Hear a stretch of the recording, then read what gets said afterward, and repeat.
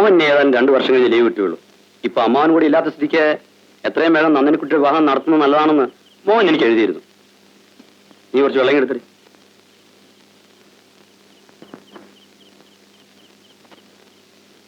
ഏതായാലും നല്ല സ്വഭാവക്കാരനാണ്.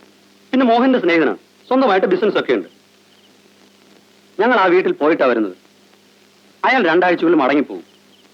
ഇപ്പൊ നടന്നാൽ നടന്നു. നന്ദിനിക്കുട്ടിയുടെ ഫോട്ടോയും കാണിച്ചു. അവർക്കെല്ലാം വളരെയധികം ഇഷ്ടപ്പെടുകയും ചെയ്തു. ഇനി അമ്മായിയുടെ സമ്മതം മാത്രമേ ആവശ്യമുള്ളൂ. എനിക്ക് ഇഷ്ടപ്പെട്ടുകൊണ്ട് കാര്യമായില്ലല്ലോ. അവളുടെ പ്രകൃതം അവനും പിടിക്കണ്ടേ? നേരെ ചൊവ്വ ഉപ്പും മുളകും ഞെടാൻ പോലും അവൾക്കറിയില്ല. അതൊക്കെ ശരിയാവും അമ്മായി. ഇതുപോലൊരു ചെറുക്കനെ കിട്ടിയത് നന്ദിനിക്കുട്ടിയുടെ ഭാഗ്യമെന്ന് കരുതിക്കോളൂ. നീ കൊച്ചു കുട്ടിയൊന്നുമല്ല. ജീവിതത്തെ കുറെ കൂടി ഗൗരവമായി കാണണം. നീ കാരണം ഞാൻ എത്ര വേദനിക്കുന്നെന്നറിയാമോ? നിന്റെ അച്ഛനുണ്ടായിരുന്നെങ്കിൽ നിന്റെ ഇഷ്ടത്തിന് ഞാൻ വിട്ടേനെ. എന്നതാണോ സ്ഥിതി? നീ ഇങ്ങനെ പോയാൽ ഭാവിയിൽ താങ്ങും തണലുമായി ആരുണ്ട്? അമ്മ എന്നും ജീവിച്ചിരിക്കുമോ? ഞാൻ എന്ത് വേണം? നിന്റെ നന്മ മാത്രമേ ഞാൻ ആഗ്രഹിക്കൂ.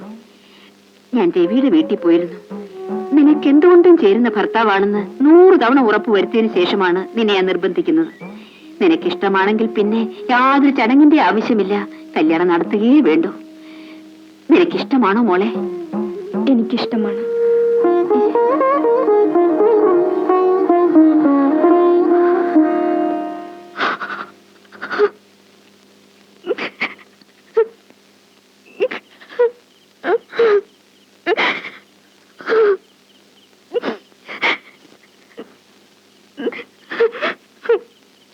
എന്താ നന്ദിനിക്കുട്ടി?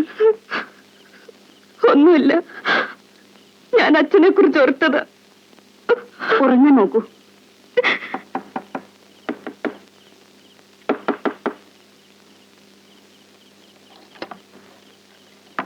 എന്തായി? രവിയെ കണ്ടോ? രവിയെ കണ്ടു, അമ്മാവനെ കണ്ടു, ആലോചിച്ചു, മുഹൂർത്തവും നിശ്ചയിച്ചു. എന്നാ? ബുധനാഴ്ച രാവിലെ 10-നും 12-നും ഇടയ്ക്കുള്ള ശുഭമുഹൂർത്തത്തിൽ. ഇരിക്കും മോനെ. നേരെയാണ് നന്ദിനി ചേച്ചി ആൾക്കാർ പറയുന്നേ? എന്തു പറഞ്ഞു?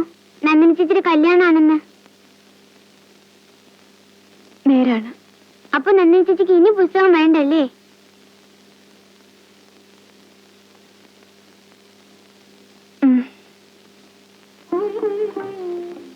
എങ്ങനെയുണ്ട് അപ്പച്ചേന്റെ ഭർത്താവിന്റെ സെലക്ഷൻ? നന്നായിട്ടുണ്ട്. വേണുവിന് ഇങ്ങനെയൊക്കെ നോക്കിയെടുക്കാൻ അറിയാമോ? അത് പിന്നെ നിത്യ തൊഴിലല്ലേ അമ്മായി. ആഴ്ചയിൽ ഓരോ സാരി വാങ്ങിച്ചു കൊടുത്തില്ല. പിന്നെ അവിടെ ചെവിതല വെക്കാൻ ഒക്കത്തില്ല. ഞാനിപ്പോ മോളെ നന്ദിനിക്കുട്ടി,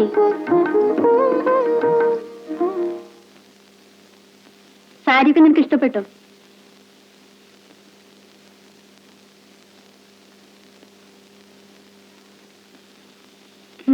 ഇഷ്ടപ്പെട്ടു.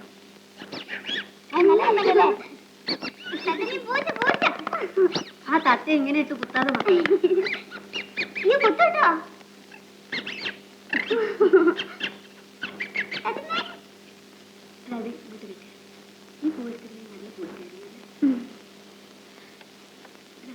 ആ എന്താ റെഡിയായില്ലേ? മോളെ നിന്നെ കാണാൻ ആരോ വന്നിരിക്കുന്നു. പോയിട്ട് വാടി. എന്നാ നമുക്ക് നോക്കാം.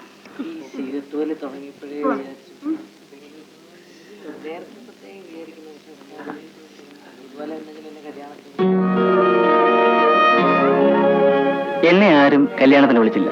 ഞാൻ അറിഞ്ഞു വന്നതാണ്. രാവിലെ 11 മണിക്കുള്ള ഫ്ലൈറ്റിൽ ഞാൻ ബോംബെക്ക് പോവുകയാണ്.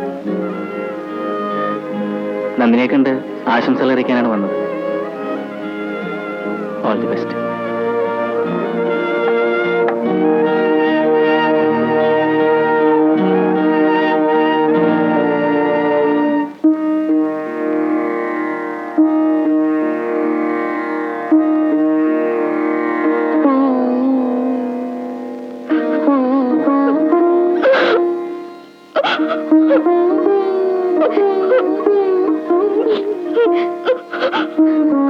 കരയാതെ മോളെ, കരയാതെ.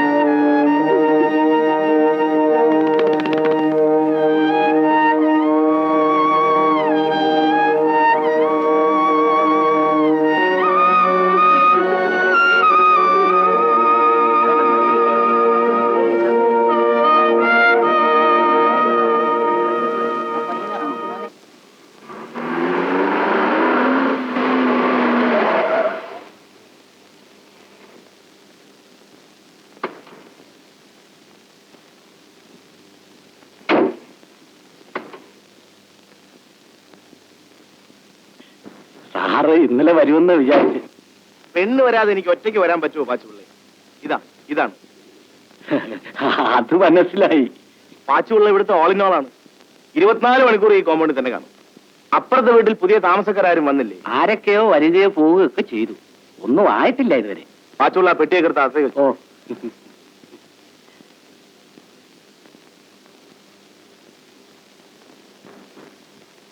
നില്ല.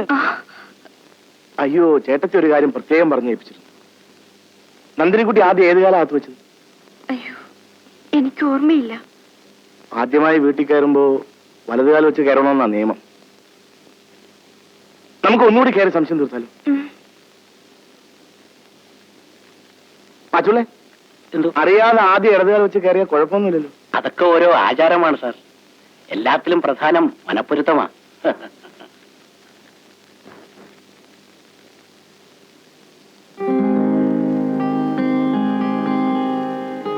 ഇതാണ് സ്വീകരണ മുറി. അതിഥികൾക്ക് ഞാൻ ഇതുവരെ പ്രവേശനം കൊടുക്കാറുള്ളൂ. ഈ കിടക്കുന്ന ഫർണിച്ചർ എല്ലാം കല്യാണം പ്രമാണിച്ച് ഞാൻ വാങ്ങിയതാണ്. ഇതെങ്ങനെയുണ്ട്? ചുളുവിലക്ക് കിട്ടി. 350 റുപ്പീസ് കൊടുത്തു.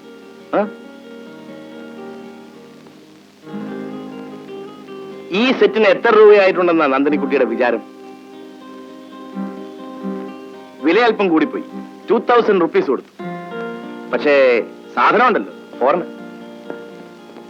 വരൂ, അകത്തേക്ക് പോവാം. Dining hall. ഇതിന്റെ വില എക്സാക്റ്റ് ആയിട്ട് എനിക്കറിയില്ല. ഒരു ഗിഫ്റ്റ് കിട്ടിയതാ. വരൂ.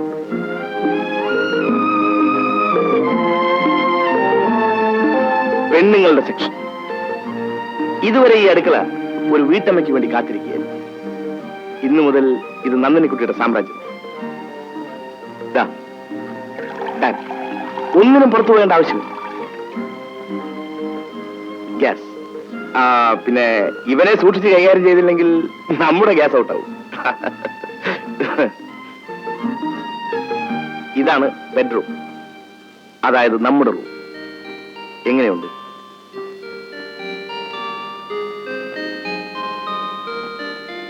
ഈ ഡബിൾ കോട്ടിന് എന്ത് വില കൊടുക്കേണ്ടി വരും?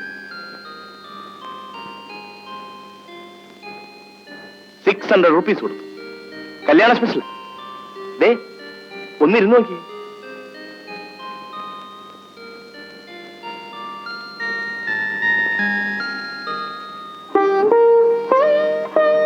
എങ്ങനെയുണ്ട്? എനിക്ക് എന്റെ ആദ്യ രാത്രിയെ കുറിച്ച് ചില സങ്കല്പങ്ങളൊക്കെ ഉണ്ടായിരുന്നു. അല്ല, ഈ സിനിമയിലൊക്കെ കണ്ടുള്ള പരിചയമാണ്. ഞാൻ കരുതി നന്ദിനിക്കുട്ടി പാല് കൊണ്ടുവരും, ഞാൻ പാല് പകുതി കുടിക്കും, ബാക്കി നന്ദിനിക്കുട്ടി കുടിക്കും എന്നൊക്കെ. പക്ഷെ നടന്നത്, ഞാൻ നോക്കുമ്പോ നന്ദിനിക്കുട്ടി ഏതോ പുസ്തകം വായിച്ചുകൊണ്ടിരിക്കുക.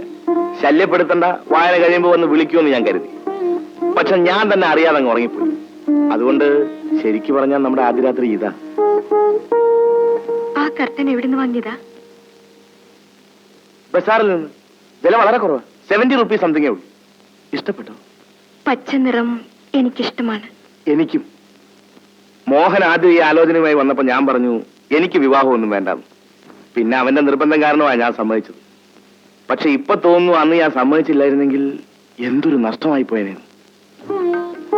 അതിരിക്കട്ടെ, നന്ദിനിക്കുട്ടി എന്തെങ്കിലും ഒരു ഭർത്താവിനെ കുറിച്ച് മനസ്സിൽ സങ്കല്പിച്ചിട്ടുണ്ട്? എനിക്കെന്റെ ഭാര്യയെ കുറിച്ച് ചില സങ്കല്പങ്ങൾ ഉണ്ടായിരുന്നു. പറയട്ടെ, സിനിമയൊക്കെ കണ്ട് മനസ്സിൽ കടന്നുകൂടിയ സങ്കല്പമാണ്. ശാലീനയായൊരു പെൺകുട്ടി. അവൾ അടുക്കളപ്പണിയിൽ എക്സ്പെർട്ട് ആയിരിക്കും. അവൾ അവിയലും തീയലും കിച്ചടിയും ഒക്കെ മാറി മാറി വെക്കണം. ആഴ്ചയിൽ വല്ലപ്പോഴും ഒരിക്കൽ ഇറച്ചിയോ മീനോ പറ്റും. എന്നും രാവിലെ വന്ന് അവൾ എന്നെ വിളിച്ചോളൂ. എങ്ങനെയാണ്? കുളിച്ച് ചന്ദനക്കുറിയിട്ട മുഖത്തോട്. ഞാൻ ഇക്കാര്യം പറഞ്ഞപ്പോ ജയൻ അവന്റെ ഓഫീസിൽ വർക്ക് ചെയ്യുന്ന ഒരു പാർട്ടിയാണ്. കഴിഞ്ഞ ബർത്ത്ഡേക്ക് എന്നെ കളിയാക്കാനായി ഒരു സെറ്റ് കൊണ്ട് വാങ്ങി തന്നു. കണ്ണോ?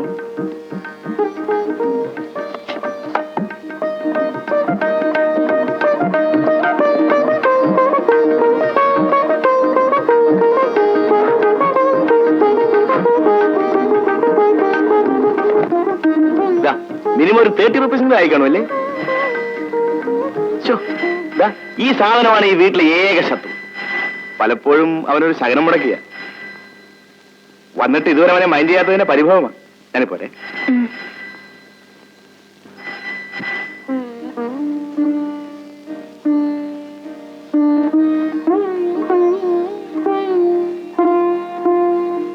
പെണ്ണിന്റെ ഐശ്വര്യം ഒന്ന് പറഞ്ഞു കേട്ടിട്ടേ ഉള്ളൂ.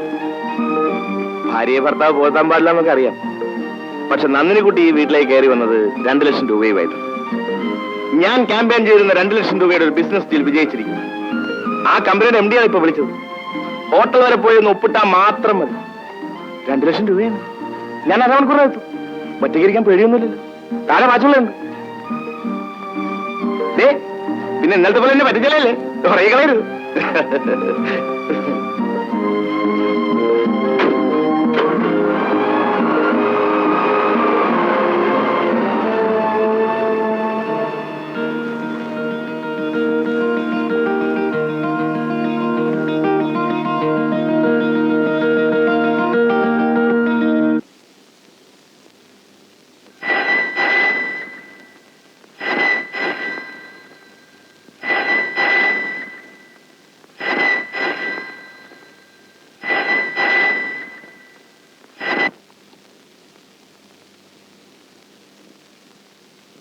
അതെ.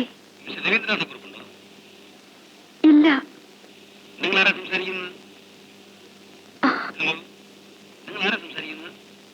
അദ്ദേഹത്തിന്റെ ഭാര്യയാണ്.